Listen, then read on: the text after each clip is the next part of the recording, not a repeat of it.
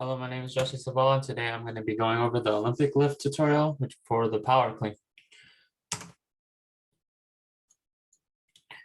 Now, before I begin, here's a disclaimer. This video is part of a class project. The information was collected with the sole purpose to expand our understanding of the effects of different exercises of the body. The information that will be discussed next is not a professional opinion, nor the techniques shown should be taken seriously.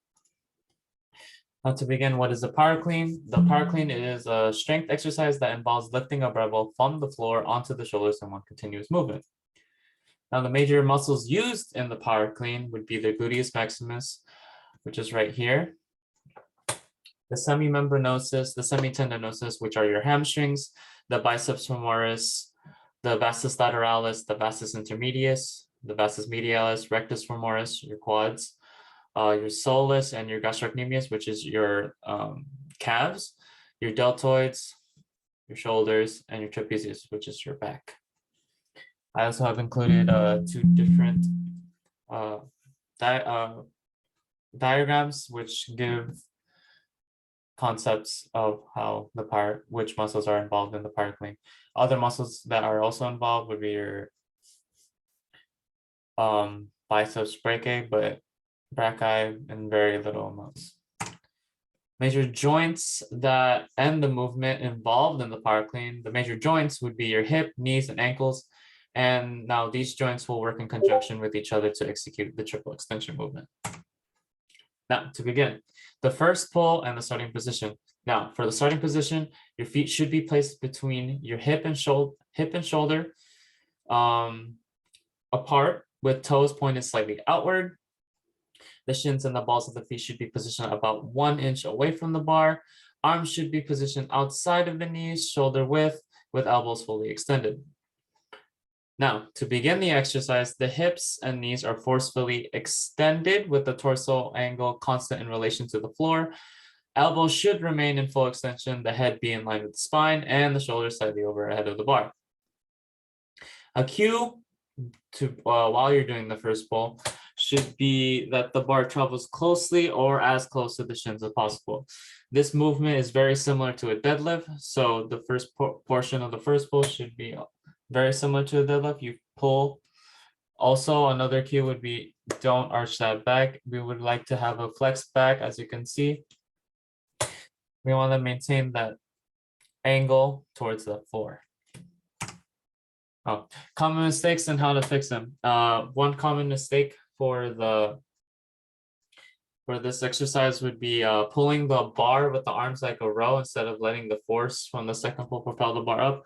So, for example, when you pull the bar up, you don't get that pulling the bar up with before the second pull while you pull your arms up it uses more force on that person and you result in using more energy. Now, to fix that, we would run through the first pull and scoop. However, the bar is traveling up. While the bar is traveling up, we have to maintain that flex elbow. So it's almost like you're moving forward with the bar. Another common mistake would be improper catch position. An example of this would be while you're coming up, you're catching it very close to fingertips or anything like that.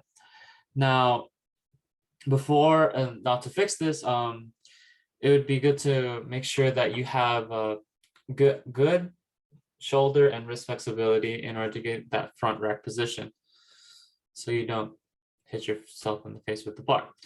Now, another common mistake is pulling with the lower back. As I said, this exercise is very similar to deadlift. Now, what you don't want to do is pull with that lower back, therefore causing injury. Now, to do this, to practice this or to fix this, you would, before setting up the lift, you can practice engaging the core as well as your back, flexing that back and core while you grasp the bar without lifting the bar itself. So you can set a weight to it. And as you grasp the bar, maintain that flex core and that back and try to keep that angle towards that floor while not pulling on the bar itself. So you want to maintain that. You can pull, you can begin with the first pull, making sure that you maintain that angle. Now, another common mistake would be too much weight. You really do not want to be, the point of the power clean is to get this weight up as quick as possible with effort. Now, the key, as I said, it should be done, this should be done 60 to 80% of your 1 rep max. Now, if you can't determine that or you don't know that, keep in mind that 1 rep, you should be able to do 5 reps of whichever weight that you are doing in order to determine the effort that you're putting in. It's also good to maintain that, to understand that that you can't be doing, the point of this exercise is to be as quick and as powerful as possible. Now, other than those mistakes, the next part of the lift would be the transition or scoop. Now, as soon as the bar rises above the knees, you thrust the hips forward with a slight flex to the knees, as you can see on this lady. While the knees flex, you shift your body weight towards the midfoot whilst keeping the heels on the floor. As you can see, this lady is, there's some mistakes here, and there's a way to fix it. It's also important to keep a neutral or slightly arched back to maintain while the elbows should be fully extended and pointed out to the sides, ready for the second pull. Now, the second pull. Now, from the transition position, the bar should be on the thighs, and then the second pull begins by forcefully and quickly extending the hips, knees, and ankles. One cue should be that the bar be passing as close to the torso as possible and the elbows extended as long as possible while the hips and knees and ankles are extending.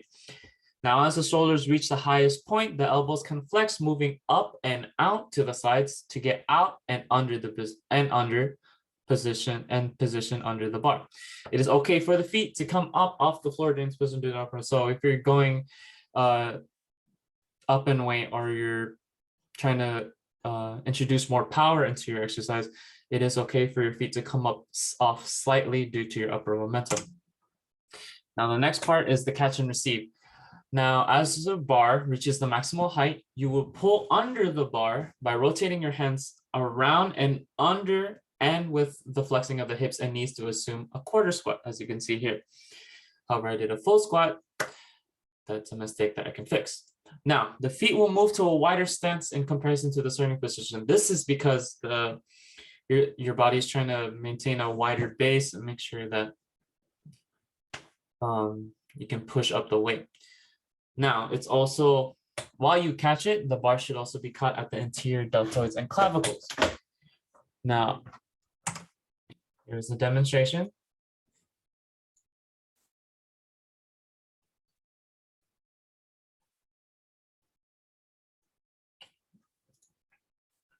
Now, after the catch and receive, to return, you come back down, as you can see.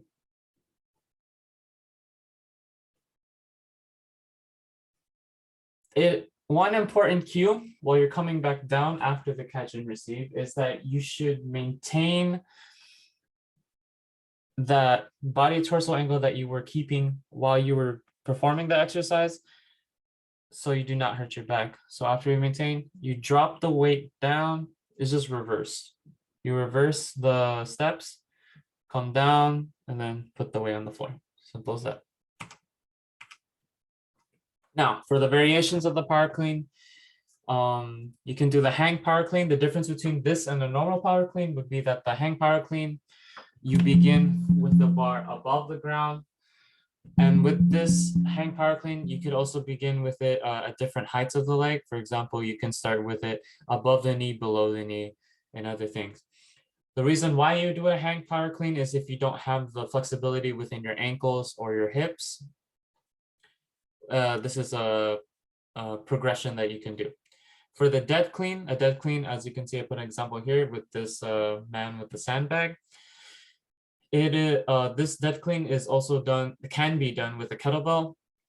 As you can see, this is an example of the dead clean. You similar, there's a different progression or a different style. Now, the other type of variation would be your clean and jerk. The clean and jerk takes the same principles as the power clean. However, you all obviously have the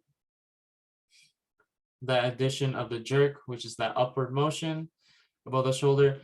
Progression with this would be, you would have to have high shoulder mobility in order to do this for that jerking motion, and high mobility within the lower half of your body. Those are the references. Thank you.